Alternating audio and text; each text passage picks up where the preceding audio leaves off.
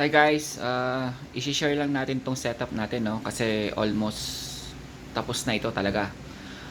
Yung transition natin from 3 kilowatt 24 volts na ngayon ay 5 kilowatt 48 volts na ang setup natin. Alright, mag-i-start tayo dito sa may inverter.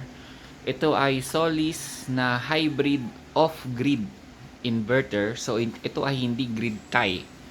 Wala tong function ng grid tie. So, ito ay off-grid inverter na merong dalawang input ng solar array. So, ibig sabihin, normally kasi isa lang yung positive negative lang ang nilalagay sa isang set lang. Ito ay dalawang set. Pero don't get me wrong na kasi ito ay nagparallel sa loob. So ibig sabihin single MPPT lang ito, dalawa lang yung input niya ng solar array. So doon sila magpaparallel mismo. Mas maganda yung kaysa magparallel doon sa may bubong. Mas efficient daw kasi yung ganong setup pag dito sa may inverter na yung pagka-parallel niya. So, kada isang string, so dalawang string yan, no? Kada isang string ay 5 solar panel na 550 watts. So, total of 10 solar panel. Ang input voltage niya ay 500 volts. So, yung karaniwang kasing mga 3 kilowatt 24 volts, ang maximum voltage allowed lang is 150 volts. Ngayon, sinasabi ko yan na ito ay 500 volts ang input kasi mamaya sa SPD ng solar may pagbabasihan tayo dyan. Okay, so ito ay 5 kilowatt na inverter, 48 volts. Gumagamit tayo ng battery na Dynes. Yan ay 51.2 volts, Life PO4. Tapos meron tayong MCCB. MCCB po yan na 100 amps. So medyo 125 amps pala. So yan ay medyo malaki-laking circuit breaker. And then gumamit tayo ng 25 mm squared na positive and negative wire from hybrid papunta sa may baterya. Ito naman ay 6 mm pero actually sinasuggest nila ay 4 mm kasi nga naka-series lang naman yung mga power mga solar panel na dapat mong ilagay dito. Pero 6 mm mas makapal, mas maganda siya lalo na kung mahaba yung kable. So right now, isang string lang ang nalagay natin. Isang string, hindi siya dalawang string. So kasi pag dalawang string, total of 10 solar panels na yun eh. So naka one string lang tayo. And then 4 na 450 watts na solar panel lang yung nakakabit so far sa bubong. Kasi hindi muna ako nagpalit dahil masyadong masakit sa balat yung araw. So plan ko pag medyo naglamig na or pumasok na yung tag-ulan, doon na ako maggagawa kasi wala naman ako katulong eh. Ako talagang pure DIY lang yan. Kaya kung mapapansin niyo yung mga wiring niya mga nakalabas pa. Wala pa kasi yung mga in-order ko na PVC. And this setup is 2 months pa lang. Okay? So from solar panel, meron tayo ditong DC panel box na exclusive for DC lang. So ito yung isolator switch natin. Actually, dalawang string ang kaya nito kasi 4 na input at output yan. Sabay-sabay. Tapos, isang circuit breaker na 20 amps. Kasi, kung sa isang string na series, nasa around 13 to 14 amps lang naman yung value ng isang string na 5 pirasong solar panel. So ita-times mo lang yun sa 1.25 at ita-times mo ulit sa 1.25. So kung ano yung lalabas doon, Yun ang pinakamalapit na kunin mo na circuit breaker. So for me, it's 20. Tapos ito naman ay nakaparallel dito sa may DC SPD na merong 500 volts. Ngayon, merong lumabas nito na 1000 volts. Pag 1000 volts kasi ang nilagay mo dyan, ibig sabihin, anything, let's say, kumidlat, tinamaan yung solar panel. Siyempre, may high voltage na dadaan sa may wiring, papunta dito sa may isolator, dito sa breaker, saka dito. Ngayon, kung 1000 ang nilagay mo dito, tapos 500 volts ang maximum input nito. Kung ang mangyayari, sinunog niya muna yung inverter bago siya mag-trigger na ilabas yung excess voltage sa earth ground. Kaya that's why dapat 500 volts lang to. So, ibig sabihin, anything 500 volts above na sobra, yun ang ilalabas niya papunta sa earth ground. So, ito ay merong isang terminal dito na wire papunta dun sa may earth ground. Okay?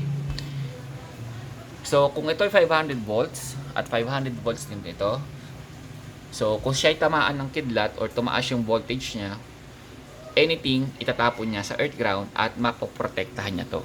Pero kung ito ay 1000, syempre, sinira niya na to, sa kanya lang ilalabas yung labis na 1000 sa earth ground. So, useless.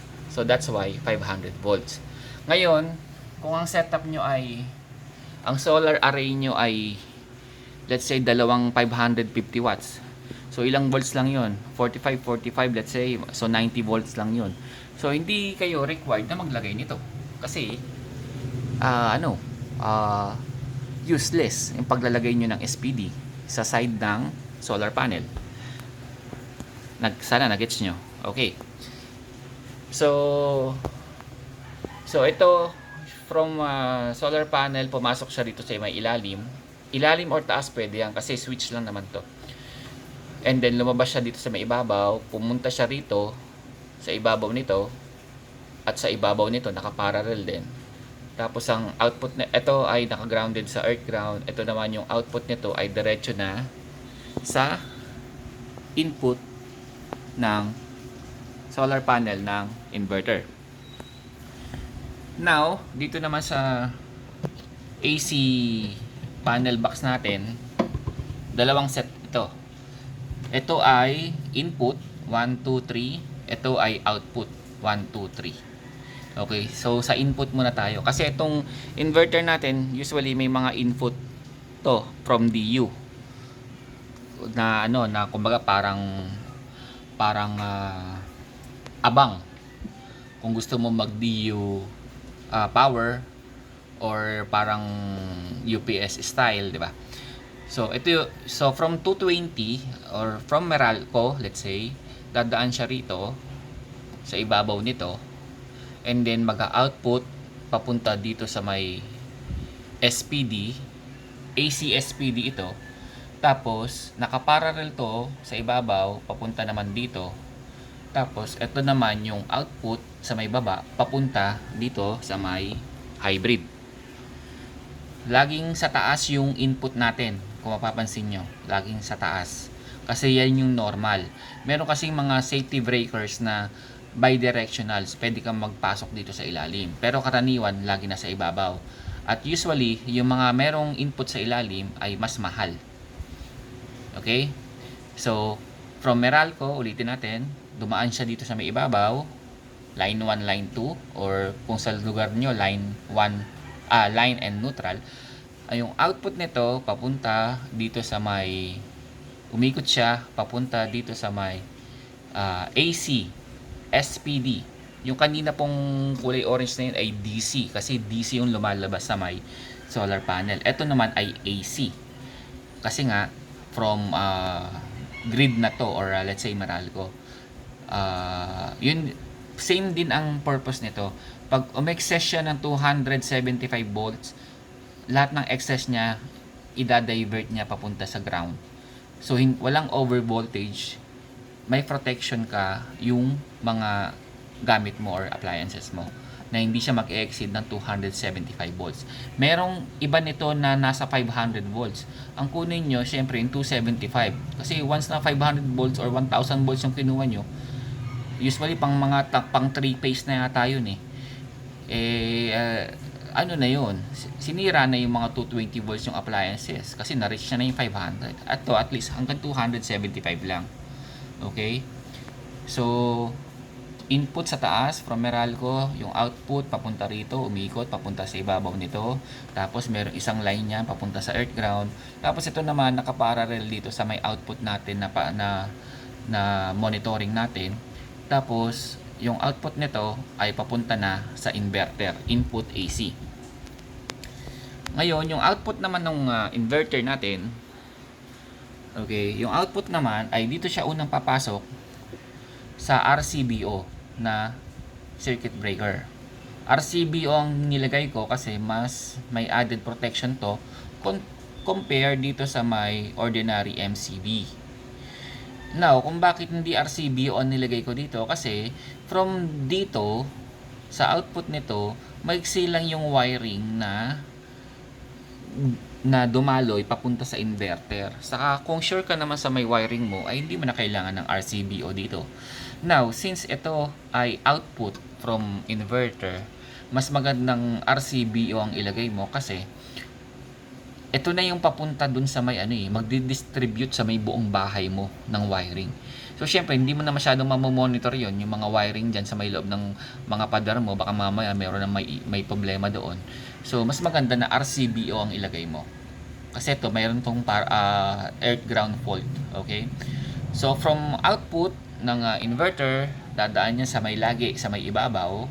Tapos, yung ilalim, pupunta yan, iikot yan papunta dito sa ibabaw ng SPD na nakaparallel sa ibabaw ng output monitoring natin. Tapos pagdating dito, ang labas nito dito sa may baba, yun na yung papunta sa may load ninyo or sa may circuit breaker ng buong bahay ninyo. Okay? So itong circuit breaker na to, itong panel na to is pa-in and pa-out lang ng inverter. Hindi pa yung mismong circuit breaker housing ng bahay ninyo. Tulad ng ito yung pinaka main breaker ng bahay namin. So yung output nito ng output ng inverter natin, dumaan yan muna sa may transfer switch natin bago pumasok dun sa may yung kulay gray na yan, yung mismong circuit breaker panel ng buong bahay. So ganyan lang ang wiring diagram niyan or yung flow ng kuryente niya. Siyempre yung SPD mo output dito kasi ito pala from Meralco, syempre, hindi ka sure sa kuryente kung mag-over voltage. Kaya, naglagay tayo ng SPD rito para maprotektahan yung inverter. Kasi, papasok sa inverter yan eh. Ito naman, papalabas ng inverter. Itong SPD na to. Output ng inverter. Para maprotektahan naman yung mga appliances mo. Kasi hindi natin masabi, baka later on, biglang magpukol to ng more than 275 volts. So, yan ay for security purposes. Para sigurado tayo. Tapos, ito naman, sa may solar panel side na SPD or surge protection device, hindi porket may ganyan ka ay hindi ka na maglalagay ng earth ground from solar panel railings or yung body ng solar panel papunta sa lupa. So mas maganda meron ka pa ring direct earth ground from solar panel to earth ground. Kasi yung kung sakaling let's say tamaan ng kidlat, yung kidlat kasi naghahanap yan ng pinaka mabilis na access papunta sa lupa. Now, kung wala kang earth ground from solar panel papunta sa lupa, dadaan yan sa sa inverter mo, dadaan yan sa line mo sa bahay. Maghahanap yan hanggang maka-ground siya sa lupa. So marami siyang dinaanan, marami siyang sinira. So yun ang isang purpose nung mga earth ground na yan. And then yung iba naman yung use ng lightning arrestor. Yung lightning arrestor naman, for example, a good example niyan pag yung ang bahay nyo ay nasa may, let's say, bukid, wala kang katabing bahay, malayo. Tapos level, walang mas mataas sa'yo. Ang gagawin mo is magtatayo ka ng parang tower or tubo na mataas. Tapos meron kang ilalagay doon sa may ibabaw ng tubo na yon na parang pang-attract sa lightning. Tapos pagbaba, meron kang lightning arrestor na aparato na naka-ground sa lupa. Ang main purpose nun is dun mag-attract ng kidlat. Saka dapat mas mataas siya kaysa sa solar panel mo, kasi kung sila'y pantay, may possibilities na tamaan yung solar panel mo. Yung kidlat, naghahanap yan ng mas mataas na lugar. So, ganun ang ginagawa pag nasa mga place like bukid. Pero kung nandito kayo sa city na merong mas mataas pa sa inyo na mga building at may nakikita kayong cell site na matataas, yan, usually may mga protection yan sa sa kidlat na sila yung mas unang tatamaan. Pero hindi ko sinasabing walang chances na tamaan yung mas mababa. May chances pa rin, pero napaka-minimal. Okay? So, yan yung topic natin regarding sa mga surge protection device, sa kidlat, at sa mga over voltage. Regarding naman sa under voltage, ano naman yung under voltage? Kasi puro over voltage tayo. Kasi syempre alam natin yung kidlat is mataas ang voltahe niyan. Yung sa may DU or sa, let's say, sa Meralco, minsan biglang mataas ang pasok ng voltahe niyan. Nag-o-over 270 mahigit yan sometimes, kaya nga nasisira ibang appliances natin pag biglang bumabalik yung kuryente galing sa brownout. Ano naman yung under voltage? Now, karaniwan na nangyayari ito sa mga probinsya na bumababa yung voltahe nila ng around from 220 nagiging 180 volts. Ngayon, itong device na kasi na ito, kaya ito rin ang nilagay ko, meron tong under voltage protection. Itong dalawa na to, itong input saka output. Now, ano ang sinet kong under voltage protection dyan? Na anything na pag bumaba siya ng let's say 200 or 190 is automatic siya magte-turn off. Bakit? Ba't kailangan dapat mag-turn off siya ng ganong voltage? Kasi may mga appliances kasi na lalo na yung mga may PCB board or yung may electronic na board na kulay green na may mga capacitor, resistors. Meron kasi niyan mga masiselan sa voltahe. That's why nagkakabit sila ng AVR or automatic voltage regulator para ma-regulate yung kuryente. Kung bumababa man ng 160, ang output nun ay still nasa around 200 plus or 220. Kasi once na fluctuating yung kuryente, yung mga masiselan na mga appliances na may mga board, nasisira yung PVC board nila. Like sa mga aircon na inverter, ref na inverter, washing machine na mga inverter, yan. Karaniwan yung mga may electronics. Pero yung mga simpleng electrical like ventilador, water pump, yan, mga hindi yan, yung mga sometimes yung mga incandescent na ilaw, yan, hindi yan apektado ng under voltage. Okay? So yun lang po for now, at sana meron kayong nakuwang ideya sa ating topic. Magandang araw sa inyo at keep safe.